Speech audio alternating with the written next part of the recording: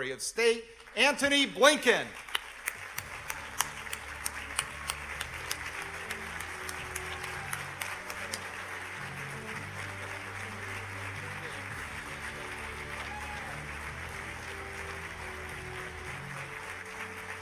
Thank you. Thank you. Good morning. Please take a seat. Wonderful to be with all of you today. Michael, my friend, thank you for that introduction. I'm grateful to you and grateful to my longtime friend, Howard Kaur, for inviting me back to AIPAC.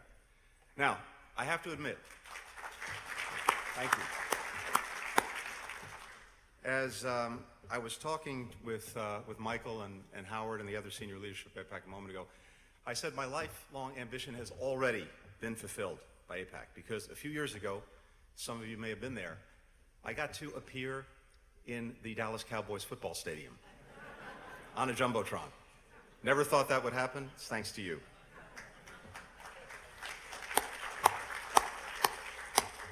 So I am honored to be here with hundreds of fellow friends of Israel from across our country. It's great to be with colleagues from the Hill. I know that it's during the course of the day and maybe even this morning, Chairman Menendez, Senator Barrasso, Chairman Diaz-Balart, Congresswoman Wasserman Schultz, among others, representing the continued bipartisan support for the U.S.-Israel relationship. Last month, we marked 75 years since the founding of the State of Israel.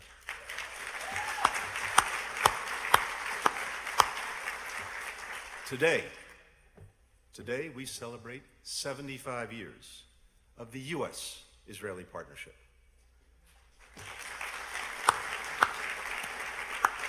Now, you all know this very well. That partnership touches on every aspect of our lives, from security to business, from energy to public health. Our ties have not only delivered for one another, but for countries around the world, making deserts bloom, developing the clean energy technologies of the future, producing vaccines, charting the future of space exploration, and so much more. And the depth and breadth of that partnership between our governments is matched only by the strength of the ties between our peoples. This partnership between the United States and Israel is indispensable, but it was not inevitable. As Israel prepared to declare its independence, many members of President Truman's cabinet, including the Secretary of State, counseled against recognizing Israel, convinced that an independent Jewish state could not survive, that it wasn't economically viable, that it lacked the natural resources to serve as the Jewish homeland, that it couldn't bear an influx of immigrants, that it simply faced too many security threats. Not everyone thought that way. My grandfather, Maurice Blinken, who founded the American Palestine Institute after the Second World War, initiated a report before independence that argued that the Jewish state was indeed possible, that it would in fact be easier to support 2 million Jews than the present 600,000. That report helped convince many skeptics, including within the United States government. Others in the country similarly had faith in Israel's future and found the courage to speak out against the prevailing wisdom. Public servants like White House counsel Clark Clifford, who argued that Israel could be the first democratic government in the Middle East. Everyday Americans like Missouri businessman Eddie Jacobson, who convinced President Truman to meet with Chaim Weizmann, and of course, President Truman himself. President Truman never wavered in his decision to extend recognition to the new Jewish state. He said, and I quote, "I had faith in Israel, even before it was established. I knew it was based on the love of freedom, which has been the guiding star of the Jewish people since the days of Moses. I believed that it had a glorious future before it, not just as a sovereign nation, but as the embodiment of the great ideals of our civilization." Today, our partnership remains rooted in those shared ideals and that shared history. But its success depends on our commitment not just attending it, but renewing that bond and recommitting to the democratic values that are at its heart, and to do that each and every day. So today what I'd like to do is talk to you a little bit about what our administration is doing to strengthen the relationship between our countries at what is a historic moment for both of our countries and the world. And it's easy to throw about words like historic and unprecedented. But as President Biden says, we are genuinely living through an inflection point, a point that comes around every 6 or 7 generations, where the changes are so profound around the world that we have to find ways to navigate those changes together and to do it effectively. Now, we have to start from this. The U.S.-Israel relationship is underwritten by the United States' commitment to Israel's security. That commitment is non-negotiable. It is ironclad.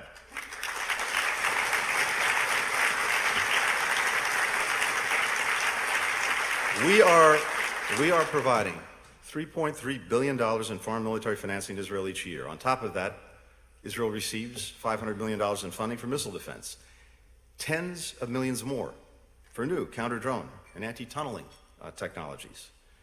That is in keeping with the 2016 Memorandum of Understanding negotiated by the Obama-Biden administration, and it is more than at any point in the history of our relationship.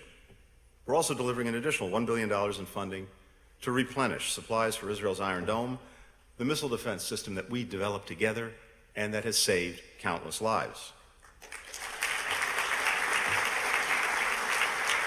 All of this has been secured in partnership with our Congress with bipartisan support.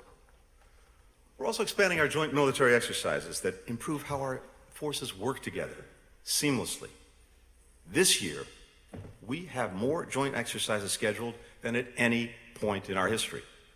We're also conducting joint research and development on advanced military capabilities, working together on cutting-edge defense systems, including Israel's new laser-focused Iron Beam.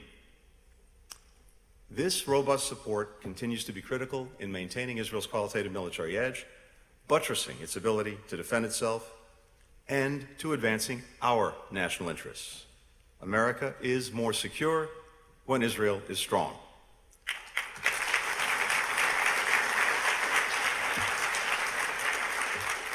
As we support Israel's defense, we are also pushing back, as you've heard, on the consistent, constant efforts to delegitimize Israel, which are aimed at undermining or isolating Israel's rightful place on the international stage. Now, we fully, deeply respect the right of all to freedom of expression, and indeed, every single day we are actively defending that and promoting that around the world. At the same time, we continue to reject the global boycott, divestment, and sanctions movement for unfairly singling out Israel.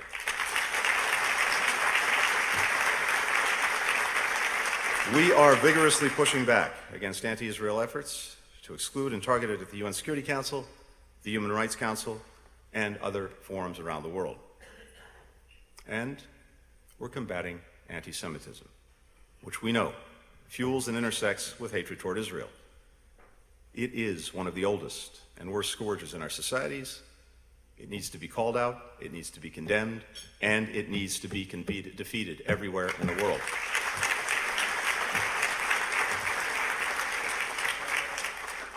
Last month, together with Special Envoy for Monitoring and Combating Anti-Semitism, Deborah Lipstadt, the President released the first ever U.S. national strategy to counter anti-Semitism, to beat back the rising tide of hate that we see around the world, and yes, in our own country. Now, we're clear-eyed about the many dangers that Israel faces in all of their forms. But there is no danger that Israel faces that is graver than the one posed by the Iranian regime. That regime routinely threatens to wipe Israel off the map. It continues to provide weapons to terrorists and proxies like Hezbollah and Hamas, who reject Israel's right to exist. It exports its aggression throughout and even beyond the region, including by arming Russian forces with drones that are being used to kill Ukrainian civilians and destroy its infrastructure. And in turn, Russia is providing sophisticated weaponry to Iran. The pattern of hostile behavior underscores a clear imperative that you heard from Michael. Iran cannot and will not be allowed to acquire a nuclear weapon.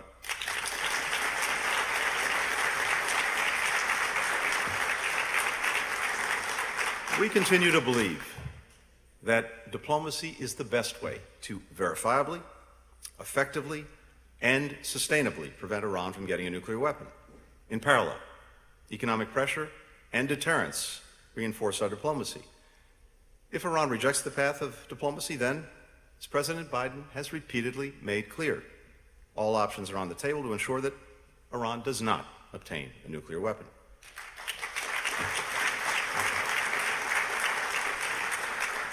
This three-pronged approach, diplomacy, economic pressure, deterrence, which also includes strengthening Israel's military capabilities, has bipartisan support. And it puts us in the strongest possible position to address the Iranian nuclear threat, just as we take on the many other challenges posed by the Iranian regime. The United States is advancing Israel's security and our own in another critical way, by working to deepen Israel's relationships with its neighbors, to advance our goal of regional integration and de-escalation. Israel's further integration in the region contributes to a more stable, a more secure, a more prosperous region, and a more secure Israel. That's why President Biden has made it a cornerstone of his Middle East policy. We will soon create a new position to further our diplomacy and engagement with governments, the private sector, non-governmental organizations, all working toward a more peaceful and a more connected region. We've already achieved significant historic progress to deepen and broaden the Abraham Accords, building on the work of the Trump administration. Last year, I joined foreign ministers from Israel, Bahrain, Egypt, Morocco, the United Arab Emirates, and Sde-Boker, the home of David Ben-Gurion. That summit led to the creation of, as you've heard, the Negev Forum, building again on the Abraham Accords and building on existing relationships between Israel and some of its neighbors. That forum is a regional framework that facilitates cooperation not only between governments, but also with businesses, with entrepreneurs, civil society, young people, on key issues that actually matter in the lives of people throughout the Middle East. Food security, water technology, clean energy, tourism, healthcare, education, regional security. Earlier this year, the working groups from that forum convened for the first time in Abu Dhabi, and that proved to be the largest gathering of Israeli and Arab governmental officials since the 1991 Madrid Peace Conference. All of this, unthinkable just a few years ago. And we're now working behind the scenes, leading with diplomacy to continue the momentum. There's also been concrete progress elsewhere in the region. If you look back just over the past year, Saudi Arabia and Oman unlocked their airspace to civilian flights to and from Israel. Following intense mediation by the United States, Israel and Lebanon completed a historic agreement last fall to establish their permanent maritime boundary, something that had been long in the works. That, in turn, lowered the prospect for conflict and also created a greater path for greater energy security in the region. We're helping Israel and Jordan, together with the UAE, implement Project Prosperity to collaborate on water and energy security, which is on track to launch by this year's COP28. And we convened new coalitions like I2U2, which brings together India, Israel, the UAE, the United States, to solve fundamental challenges facing our people, starting with food and energy security. That initiative was literally the product of a dinner conversation between my Israeli and Emirati counterparts. We had this idea, we got on the phone, we had the idea on a Friday. By Tuesday, we were on a video conference with our Indian counterpart. This project was launched, and ultimately, the leaders of all the countries worked together to move it forward. We're also supporting Israel in its work to deepen relations beyond the region, including in the Eastern Mediterranean, and with the 3.1 grouping of Israel, Greece, the Republic of Cyprus, focused on intensifying cooperation in energy, economic growth, climate change, emergency preparedness, counterterrorism. And we are working to accelerate all of this progress. The United States has a real national security interest in promoting normalization between Israel and Saudi Arabia.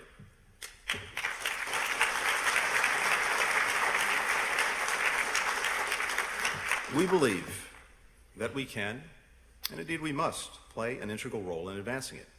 Now, we have no illusions that this can be done quickly or easily, but we remain committed to working toward that outcome including on the trip I'm about to take this week to Jeddah and Riyadh for engagements with our Saudi and Gulf counterparts. A more integrated, prosperous, stable region serves the interests of Israel, it serves the interests of our regional partners, it serves the United States. But integration and normalization efforts are not a substitute for progress between Israelis and Palestinians, nor should they come at its expense. Israel's deepened relationships with its partners can and should advance the well-being of the Palestinian people and the prospects for a two-state solution. As the President said on his recent trip to Israel and the West Bank last summer, a two-state solution based on the 1967 lines with mutually agreed swaps remains the best way to achieve our goal of Israelis and Palestinians living side by side in peace with equal measures of security, freedom, justice, opportunity, and dignity. Israel was founded.